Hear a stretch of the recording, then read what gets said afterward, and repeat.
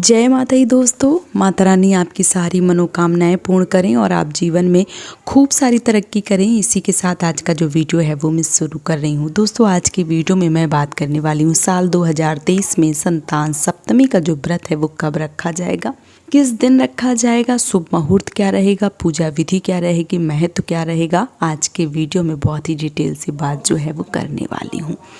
साथ ही साथ आज के वीडियो में आपको ये भी बता दूं कि संतान सप्तमी का जो व्रत है उसे ललिता सप्तमी के नाम से भी जाना जाता है और इस व्रत को करने से पुत्र की अभिलाषा जो है, जो भी व्यक्ति जिनको पुत्र रत्न नहीं है अगर इस व्रत को करते हैं तो उनको पुत्र की प्राप्ति होती है।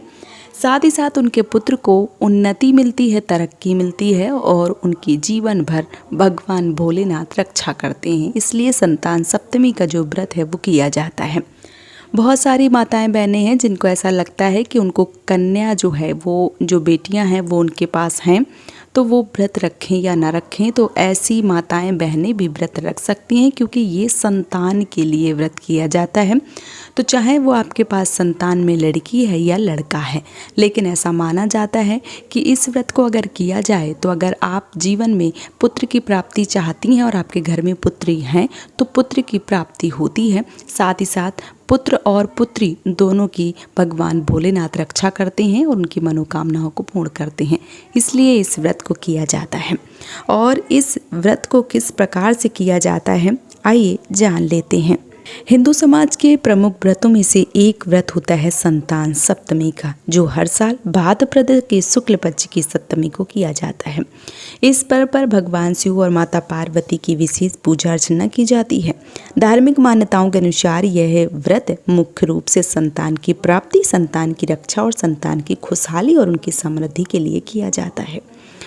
इस व्रत को ललिता सप्तमी के नाम से भी जाना जाता है या बहुत सारे लोग इसे ललिता सप्तमी भी कहते हैं। यह व्रत जो है वो राधा अष्टमी के एक दिन पहले मनाया जाता है और अलग अलग नामों से इस व्रत को जाना जाता है, लेकिन इस व्रत को करने से पुत्र की आयु लंबी होती है और उनकी तरक्की होती है। साथ ही साथ जिन माताओं बहनों को पुत्र रत्न नहीं है उनको पुत्र की प्राप्ति होती है, इसलिए इस व्रत को रखा जाता है। अगर मैं संतान सप्तमी व्रत के महत्व के बारे में बात करूं तो हिंदू समाज में संतान सप्तमी व्रत का विशेष महत्व बताया गया है, क्योंकि संतान सप्तमी का व्रत इसकी प्राप्ति की इच्छा के लिए किया जाता है। यह व्रत संतान के सारे दुख परेशानियों के निवारण के उद्देश्य से किया जाता है। संतान की सुरक्षा का भाव लेकर स्त्रियां इस व्रत को पूरी विधि विधान से करती हैं।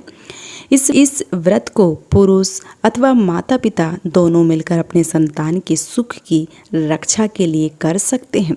संतान सप्तमी व्रत के पूजा विधि की अगर मैं बात करूं तो भाद्रपद शुक्ल पक्ष की सप्तमी के दिन सुबह उठकर स्नान करके माता पिता द्वारा संतान प्राप्ति के लिए, उनके उज्जवल भविष्य के लिए व्रत को प्रारंभ किया जाता है। इस व्रत की पूजा जो है वो अगर दोपहर में की जाए तो इसका परिणाम जो है वो ज़्यादा शुभ देखने को मिलता है। सुबह जल्दी स्नान करके साफ वस्त्र जो है वो धारण कर लें। भगवान श्री हरि विष्णु माता पार्वती की पूजा की जाती है।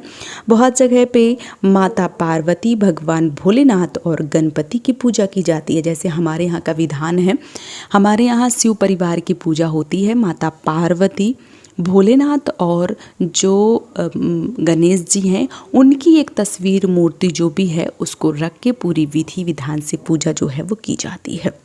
इसके बाद दोपहर के समय चौक बनाकर उस पर भगवान शिव, माता पार्वती की प्रतिमा रखी जाती है।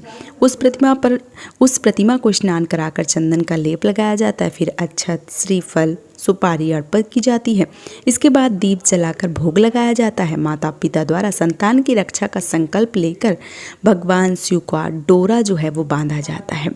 और कहीं कहीं पे जैसे हमारे यहाँ का विधान है, आगे मैं वीडियो में दिखाऊंगी भी, क्योंकि हमारे यहाँ ये व्रत किया जाता है और ये जो व्रत है वो मैं करती हूँ और इस व्रत में चांदी की चूड़ी जो है वो बनवा के पहनी जाती है।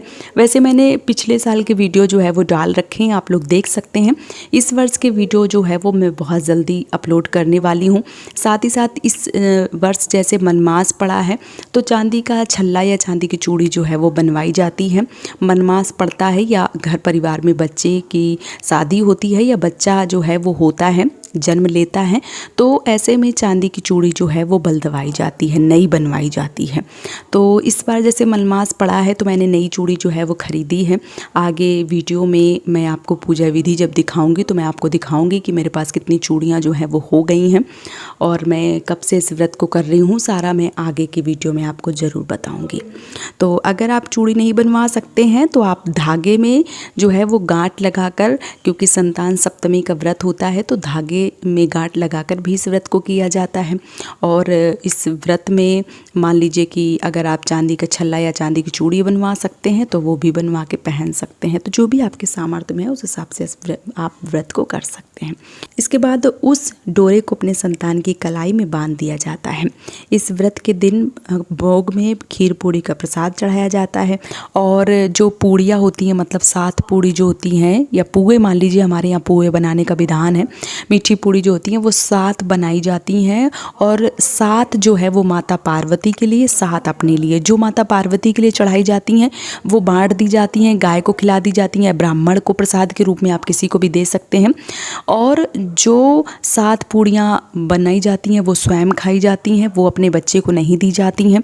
जो 7 पूड़ियाँ होती हैं वो पति पत्नी आपस में मिलकर भी खा सकते हैं या दोनों अपने अपने लिए 7-7 पूड़ी जो है वो भी रख सकते हैं। और साथ ही साथ ये जो पूड़ी हैं वो एक बार में ही खाई जाती हैं, 2 बार में नहीं खाई जाती हैं और सूर्य भगवान के डूबने से पहले ही खाई जाती हैं। साथ ही साथ विशेष रूप से इस दिन दूध की मनाही होती है, क्योंकि दूध और पूत जो है वो दोनों एक समान माने गए हैं। इसलिए इन जो पूड़ी हैं इनको आप जैसे किसी और के साथ खा सकते हैं, जैसे पंचामृत बनती है, दही बनता है, उससे खा सकते हैं, लेकिन दूध इस दिन निषेध बताया गया है। दूध जो है वो इस दिन नहीं पीना चाहिए। हमारे यहाँ का ऐसा विधान जो है वो बताया गया है, तो हमारे यहाँ दूध नहीं पीते हैं इस दिन, बस जो पूड़ी हैं वो खाते हैं और एक बार में ही खा ली जाती हैं। तो इस प्रकार से इस व्रत को किया जाता है। और अब मैं बताऊं कि ये जो व्रत है वो कब किया जाएगा, तो संतान सप्तमी व्रत साल 2023 में 22 सितंबर 2023 को रखा जाएगा। भाद्रपद की शुक्ल पक्ष की सप्तमी जो है वो 22 सितंबर को ही मनाई जाएगी और भगवान श्री हरि विष्णु, माता पार्वती, गणपति के साथ पूजा जो है वो की जाएगी और पुओं का भोग लगता है। पुए ही प्रसाद के रूप में खाए जाते हैं। इस व्रत को करने से जो पुत्र हैं उनकी आयु लंबी होती है। तो मैंने इस वीडियो में सारा कुछ आपको बता दिया है। उम्मीद करती हूँ कि आज का वीडियो आपको पसंद आया होगा। वीडियो पसंद आया तो चैनल को सब्सक्राइब और वीडियो को लाइक करना बिल्कुल भी न भूलें। आज का वीडियो यहीं पे समाप्त कर रही हूँ दोस्तों। जय माता दी।